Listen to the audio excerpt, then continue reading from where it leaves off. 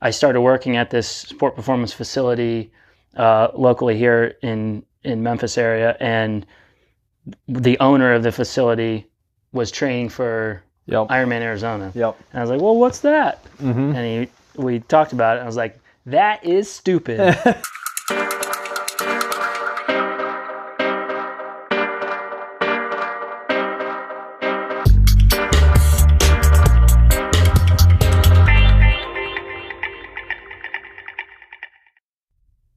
What's up, everybody? Welcome.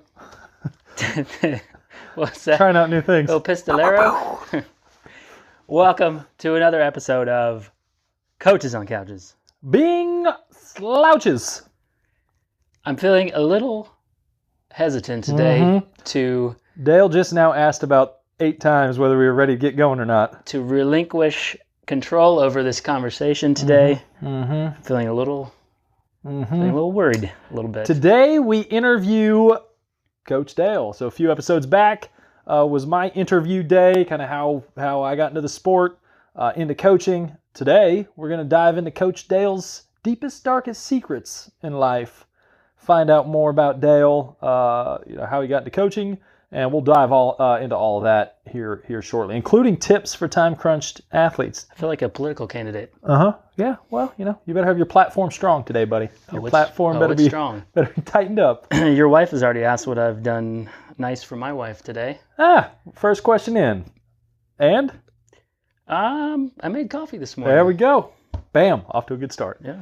All right. First off, shout-outs, Dale. Who do we got? Shout-outs. We have to shout out to the MYA Elite Squad. Definitely. Went over to Foot Locker Regionals, Nationals, the South Regional, last weekend, since we were off a week here.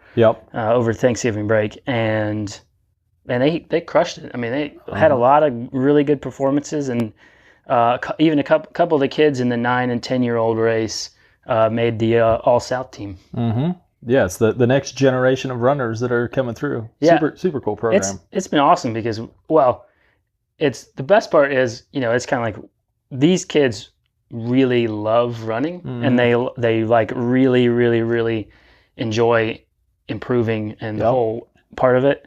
So it's almost like cherry picking, like we've already like recruited the team, and so the Coach Chris loves doing the program. He's super motivated to keep it going and grow it, and take a massive group.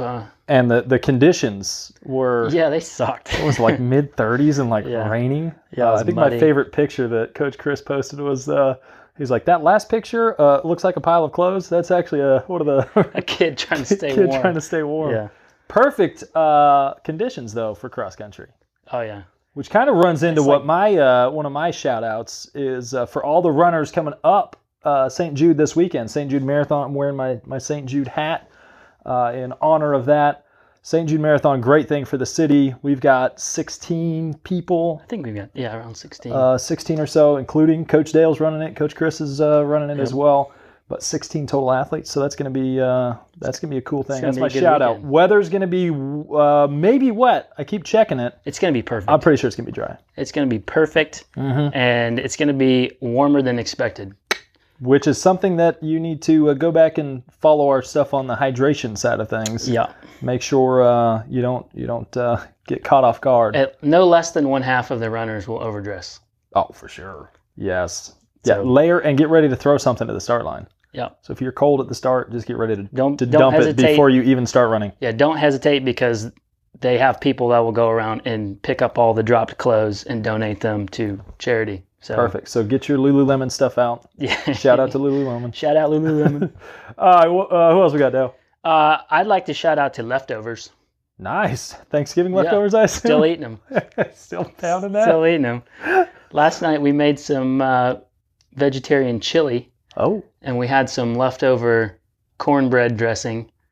You put the cornbread dressing at the bottom of the bowl, plop the chili on top.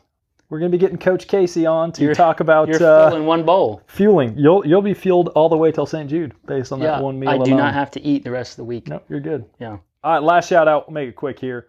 The House of Pain cycling athletes. So we start a week from, last Tuesday. So it's coming up less than a week away. We got a great group space. There's still some space available if you're interested in a great off-season training program to come out flying on the bike, whether you're a cyclist or a triathlete. Highly encourage you to check it out. Hopcycling.com. Yep. And now let's dive into it. You sure we don't have any shout-outs left? I think we're done with shout-outs. All right, we're gonna dive in to Coach Dale. So let's start with your background, Dale. You and I, both have come from a sporting background, but give us like your whole life scenario right now, kind of growing up right sports, now? but also your family, work. Yeah, I grew up balancing act. Grew up playing sports. I really didn't even start into sports till I was like 9 or so. Played football. I played football all the way through into high school, and then got into wrestling in like 8th grade, and did wrestling, and I forayed into track as well, and threw shot and disc. I was not an endurance athlete. Yeah, just any kind way, of running shape, or form. Running through those. Yeah, none of those would really lead a person to think that you were on the track to endurance sports. Yeah, no, me either, because I specifically remember a track practice or a throwing practice where so I went to high school with Kibwe Johnson, who's on the Team USA or has been in a couple of Olympics and throws hammer. But at the time we were practicing disc, and I just remember the cross country kids running around and we would sit there and we'd go, "Run for fun, run for fun, run." So yeah, come a long way as far as it's come back to thought you now. Processes. Yeah, it's karma for sure. Yeah, I was the same way. Like the conditioning we do at the end of practice, I was like, I hate conditioning. I don't know how anyone would do a sport where like that's your sport is to go out and exercise essentially. Yep. But there's a lot more to it than that. Well, let's dive into like what's your current. So football through high school was kind of your primary, right? Football through high school. Football and wrestling, and then in college, I did some running and lifted. I lifted heavy, continuously lifted heavy after college or in college, and then shortly after college, and that was like my thing, was to lift as much weight as possible. Yep. That put me up around 225. I think I was 230 at my heaviest. At your peak? At my peak, and that wasn't a good 230. That was not the cut. I was lifting and not doing a whole lot of cardiovascular exercise. So I could lift a lot of weight, but I was also carrying a little extra. Now I've got 2 kids, 2 twin girls. 100 miles an hour. And full-time coach going on 10 years, and still find time to pop in my training, because if I didn't have it, I'd be a not so good of a person to be around. And that's something for anyone listening in. If you're listening to this, there's a good chance that you're probably already involved in endurance sports. But even if you're not, if you're someone kind of on the edge that happened across this, and aren't exercising regularly, it's amazing what that can do for your mood, how you feel, your energy levels. So don't be afraid to just get started slow and get into it. It's night and day. I mean, the story is similar to yours, where got out of college, was kind of, this is not the easiest industry to get into. So I was kind of I had a printing company on the side, and was doing some coaching and training here and there, and just trying to, build a name for yourself or whatever. And I, had nothing to do. I started working at this sport performance facility locally here in Memphis area, and the owner of the facility was training for Ironman Arizona. And I was like, well, what's that? And we talked about it, and I was like, that is stupid. Why would anyone do that? And then it kind of like, if you're an athlete your entire life, and then you have even through college, at least I played intramural sports and stuff like that. So there's always some sort of competition there. But then when that's gone, you miss two things. You miss competition and you miss being a part of a team pretty much. So I kind of saw that as a possibility to get back into some sort of competitive nature. I never thought I'd be that great at it because I was heavier than everybody, and the body type was not. Dale's transformation from a heavy lifting, very little cardiovascular style endurance sport background to the things that you've accomplished now. And I guess you were doing sport performance training, which is sort of how kind of talk about how that has segued into where we're at now from a company standpoint. So you sort of dreamed up the company when you were working there. Yeah, well, when it was on. I guess if you dial it back to high school, I was really fortunate to grow up around a guy by the name of Chip Smith. And if you're in the sport performance industry, you've got to know his name. And he's kind of the godfather of one of the godfathers of sport performance and training movement versus the muscle and all that kind of stuff. And so I grew up with his kids, and like they had three boys. They were all like their three boys were same ages as me and my brothers, and so I inevitably was around their family quite a bit. And so like I saw what he did for a living, and I just thought it was the coolest thing ever. Yeah, he got to work with professional athletes, and that's what I wanted to do from when I was like 14 years old. So a good transition. When you moved to Memphis, working for Velocity, also a very train the movement, speed is a skill and it can't be taught. Kind of place. Fantastic learning experience, and getting more into movement than anything else. I mean, strength and conditioning realistically is not rocket science. I mean, there's a thing that a lot of people don't teach is proper movement, and so getting that education was like worth its weight in gold. As far as the sport performance industry.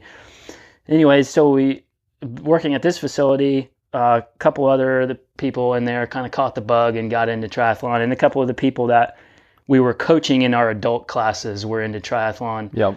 And so just kind of by proxy, I said, you know what, I'll give it a shot.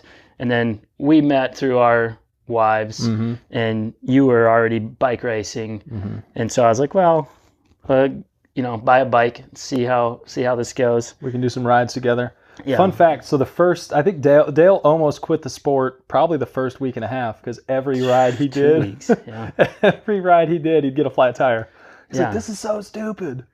Yeah, well, we found out you were pumping it up with like a hand pump or something too, weren't you? I was 215 pounds and pumping the tires at like 90 psi. So, I was inevitably on the narrow rims and 23. Getting a flat just about every ride I did. So I was this close to quitting cycling, like in the first week, and selling that bike. And then Bryant was like, "What are you pumping tires to?" I don't know. Well, let's get that fixed. All right. So you what was your first race? Oh, triathlon was Mighty Might. Okay. Mighty Might triathlon. I think that's pretty similar story for a lot of folks in this area, anyways. The Mighty Might triathlon was the first one I did. I narrowly finished the swim alive. I swam twice before the race. I was going to ask, what was your kind of training leading into that? Was it? I did plenty of cycling and running, and not plenty of that stuff, because I had done like half marathon and even a marathon prior to starting into doing triathlon. Kind of the seasons just kind of overlapped to the point where I did running first. But so I got into the race, and I swam 2 times before it in a backyard pool. And so I basically doggy paddled and Tarzan swam the swim, and then got out and did fine on the bike and run, survived it. It's not an easy course for a sprint, deceivingly difficult course for a sprint race. But then it was like really like the end of the race. There's all these different people at the end of the race at the finish line, and the one thing I noticed is they're all happy. No matter where they placed or what they did, there was such a positive vibe at this like post-race party. I was like, this is great. Yep. Like, totally forgot how bad I did in the swim, and realized that you're in this really positive environment, and that's pretty much what hooked me. It was not necessarily the competition. Yes, like I immediately was like, I gotta go faster. Yeah, exactly. Yeah. But just the community part was pretty. And we encourage people all the time now. Like one of your first things was initially wanting to get some weight loss goals as well. Yeah. Correct. That so just shed some weight, have some competition. But there's a lot of folks that come to us and we're like, hey, my goal's to lose some weight. Maybe I want to do an event or something. And we usually try to push people towards doing an event just for the thing you're talking about. You get done, the pain goes away, and there's the excitement of and a sense of accomplishment. And it's something besides just hopping on a scale each morning and going, it's moved up a half pound or down a half pound. If you have something outside of that, and you immerse yourself in a community of like-minded people that are trying to achieve and better themselves, I mean, it's a lot more powerful than any weight loss goal can be. Realistically, I didn't pay attention to the weight at all. Yeah. I mean, all I did was train to get faster, and the weight came off. Yeah. I mean, I changed eating habits. Yeah. I've since cleaned up what I've been eating and cut out a lot of meat and stuff like that, but I did not ever like really focus on losing weight other than like, the yearly, like I got to get back to race weight type of thing. And you're losing like 5-6 pounds. It's not like a massive thing, but like as you do the training and you stay consistent, like the weight just comes off. Yeah. And I continued early on, I continued to lift heavy because I enjoy it. Yeah. Still do enjoy it. So for perspective, 230-ish was your peak, you said. What's your like race weight now? 170. So a huge jump there. Yeah. When we say Dale's a fraction of the man, and if you see Dale's quads, you'd think he was probably more. Dale's a very muscular human. We wear the same size clothes, but we're like the we're like the opposites. It's like Danny DeVito. Exactly. Yeah. Exactly. All right. So, what's your favorite part of traveling besides like actual? Not like the community, but the actual disciplines. What's your kind of go-to thing? Oh man, I love the bike. Obviously, being a competitive cyclist and triathlete, I kind of love doing it all. But because Dale is a Cat 2 cyclist as well, so it's not like you only devote yourself to triathlons. He's also a Category 2 cyclist. Spent a lot of time racing bikes, but I really honestly love transitions. Yes. And the thing is, the transition is like, it's kind of like an art form. It's like it's like the most methodical, strategic part of triathlon. Like, forget the pros. They get these nice, pretty, like laid out, like you get 10 feet to yourself, like transition areas. As an amateur, you get packed in to a tiny little spot, and you're trying to figure out, how do I get in and out of this spot as quickly as possible? And then you throw on the distance that you have to run from the swim to the transition, from the bike dismount to the transition in both ways. And it's like the most underrated part of a race, where you can gain or lose minutes. Oh yeah. In transition. Everybody worries about how fast they're going on the swim, bike, and run, but I mean, I've won races off of transition time.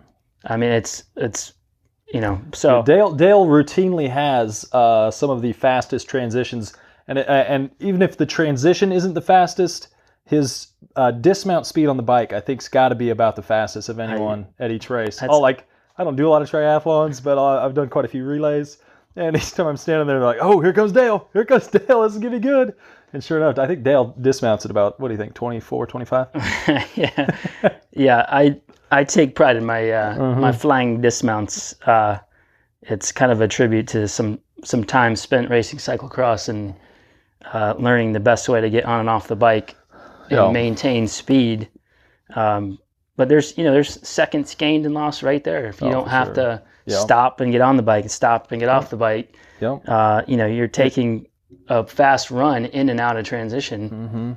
And that's one of the things that, regardless of how you feel on the day, regardless of conditions, external conditions, I mean, if you have your transitions dialed in, that's something that isn't really affected much by, what your current performance is or how trained you are or untrained you are going into it. It's just free time. It's like if you organize it all and you can get in and out quick, that is time that you didn't have to do any fitness building for. I mean, so for you triathletes out there, if you haven't dialed in your transitions, hit up Coach Dale.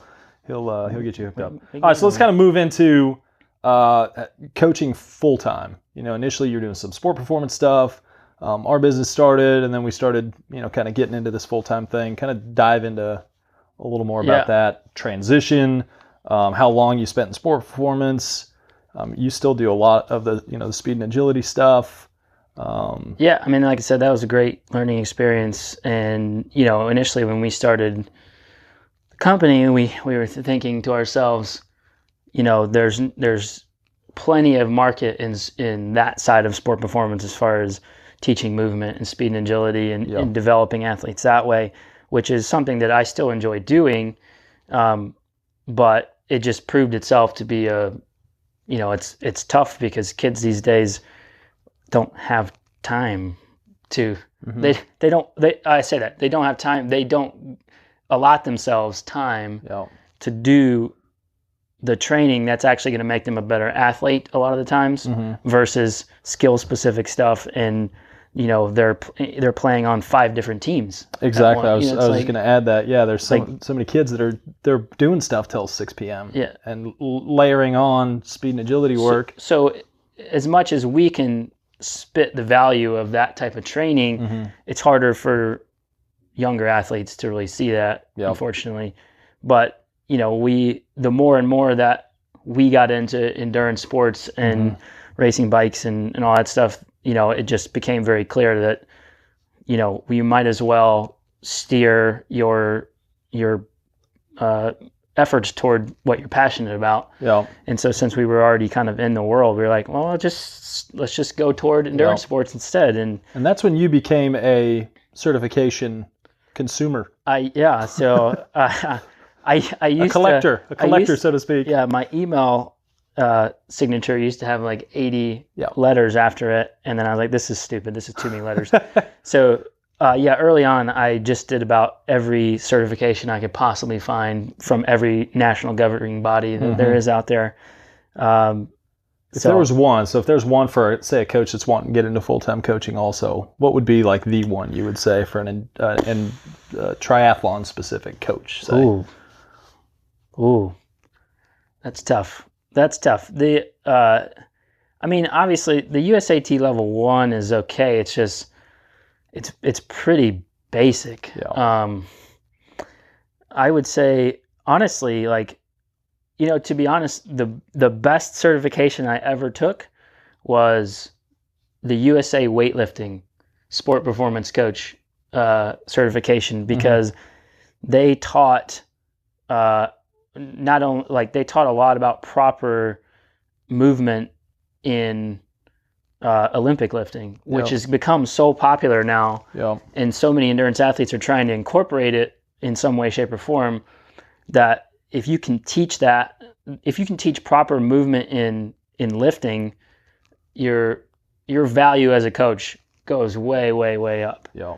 So, I would say if you're looking in triathlon, find a certification that goes along with your weakest, what you know the least about. And then, the strength stuff is so important. Oh, for sure. Well, this kind of segues into, some of the main driving principles of your coaching. Like, what would you say if you were to lay it out, how you are as a coach, the principles that you use for training athletes? What would you say there?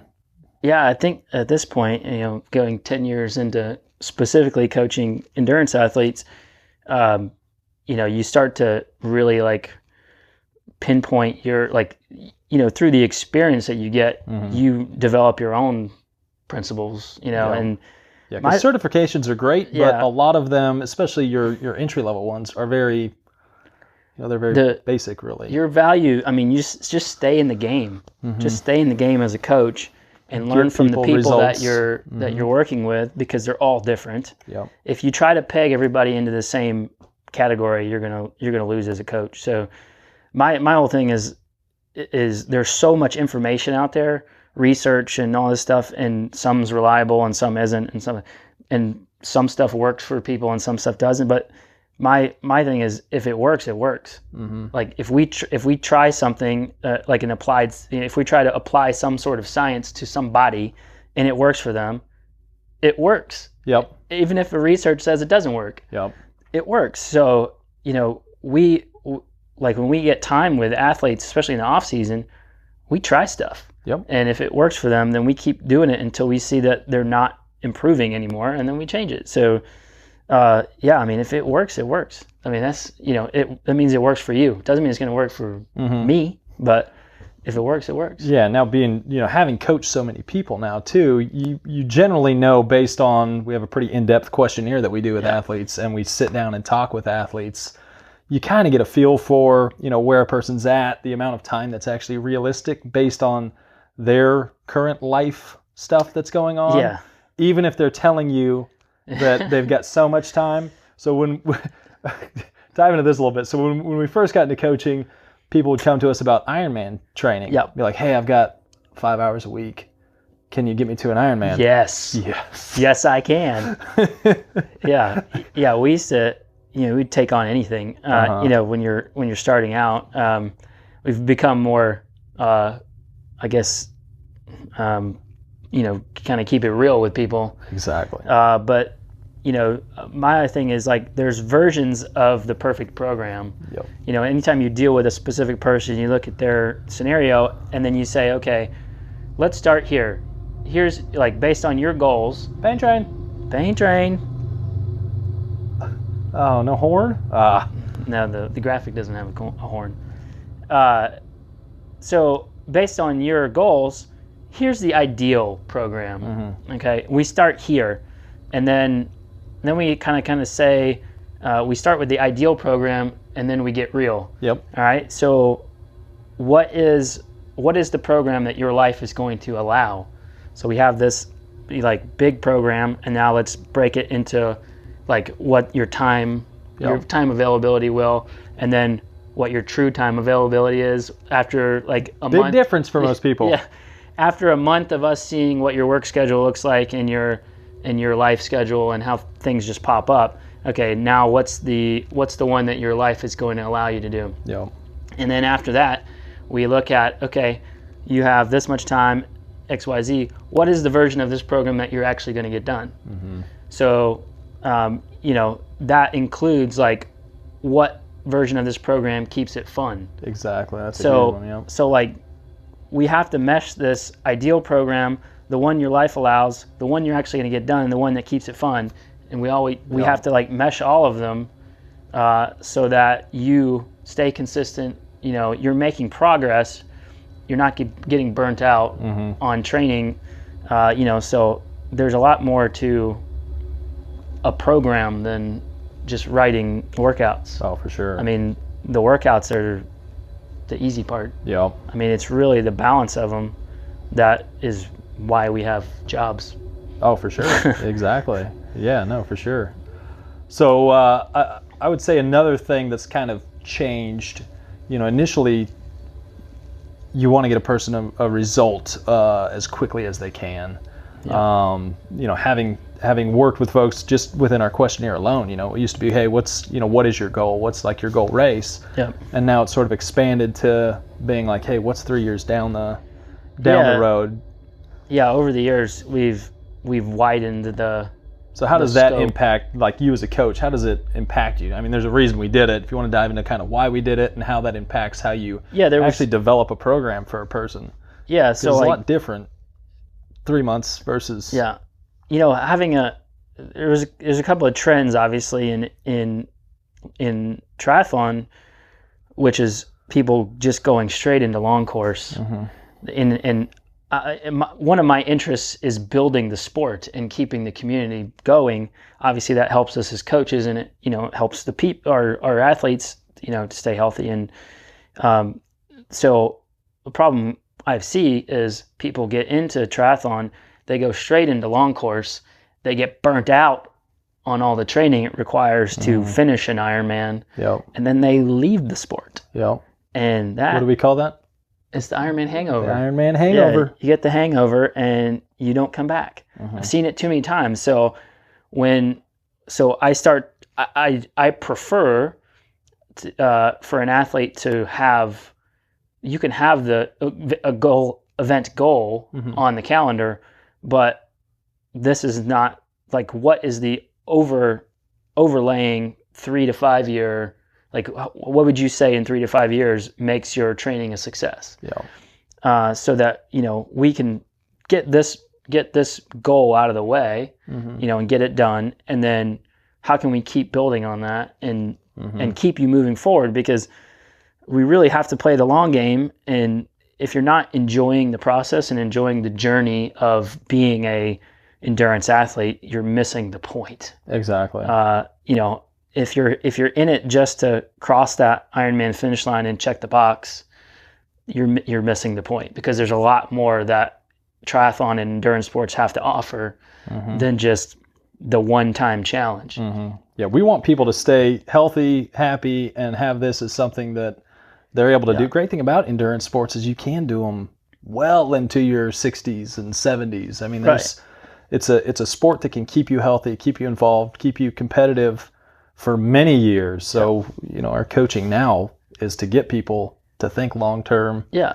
We'll get you through the first one, but we're not going to have you burn out on the first one. Yeah. Because, we want to make sure we're getting you to 3 years down the road and actually reaching much more closer to what your potential is versus just checking a box. Yeah. And I think the thing that I keep telling people is, like, once you're into like a specific endurance discipline, you don't have to stay there. Like, make sure adapt your goals over the years, over the seasons, to whatever excites you or whatever your life allows at that time. Because like, just because you maybe don't have the time to do long course triathlon or something like that, doesn't mean you can't refocus and do ultra running or cycling or something like that. Like, you can go from being a triathlete to a cyclist, back to a triathlete, to a trail runner, to and to over the years, and we have a lot of athletes that jump around a lot because that's what keeps them motivated and excites them. And they kind of losing my train of thought, but like it keeps them going. And for us, it keeps them going year after year, season after season, versus having them jump in, even if it's a big goal like Boston qualifying. Like, we get them a Boston qualifier and they're like, okay, I'm done. Got that goal. We like people. One thing I like most about endurance sports is that it forces you to maintain a healthy lifestyle, essentially. It's until you wreck yourself, but don't do that. We won't dive into that. But it's something that we want. And the trend in America is obesity is on the climb. What you generally see with people who get involved and kind of all in on the endurance sports and stay motivated, stay excited, stay healthy, stay happy, is you're seeing the opposite. You're seeing like Dale going from 230 down to 170. We want to see people going that way rather than going the opposite. So I think endurance sports in general, like, are the antithesis of what the average person is getting. It forces you to lead a healthy lifestyle. It forces you to be committed. I think commitment is a difficult thing these days. And then focused. Focus, and it's that E word, that entitlement. You realize that you aren't really entitled to anything, and the sport doesn't owe you anything, and you have to work for everything that you so desire. So there's it's hard. I mean, it's hard. It's not easy. This isn't you don't float your way into a good result. So it's. I think if you can learn to appreciate, like, doing hard stuff, then and staying committed and getting the reward at the end Yeah. of being proud of yourself for the work put in. yeah.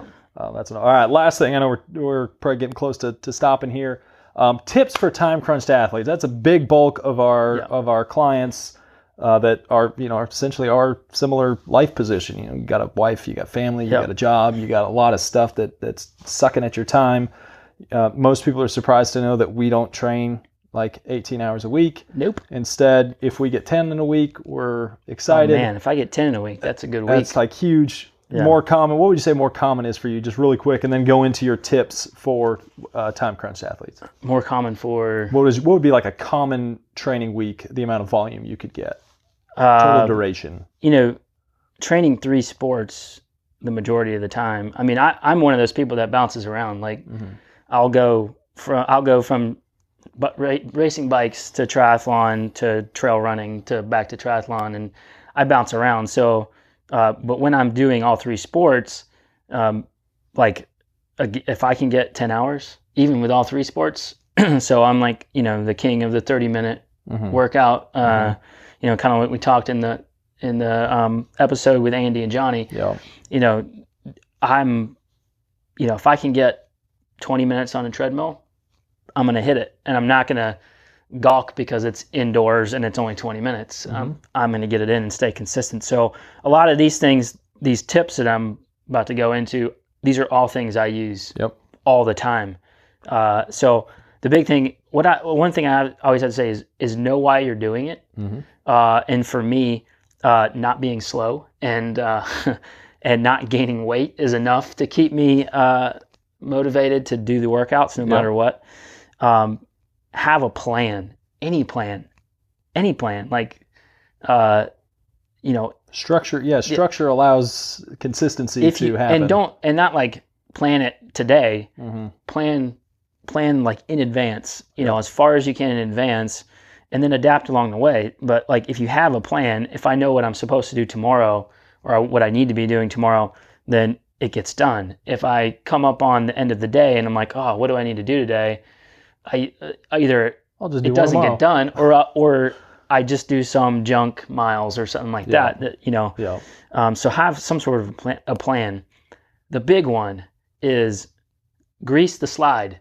Like, I think that's the second time you use grease the slide. I love that term in our episodes. I love the term grease the slide because you like if you're one of those people, if you're doing, let's put it this way. This is kind of maybe the harsh way of putting it, but if you're one of those people who wants to be competitive in triathlon and you don't like getting up early, I'm sorry, it's going to be real tough for you. Yeah. Like, you're either going to have to figure out how to get it in at lunch too, which is hard for a lot of people, or you're going to be doing 2 workouts in the evening and you'll probably never see your family. So, if you're, for me, if I'm going to try to get a workout early in the morning, which doesn't happen often because we're usually training other people, but I'm like, my bag is packed.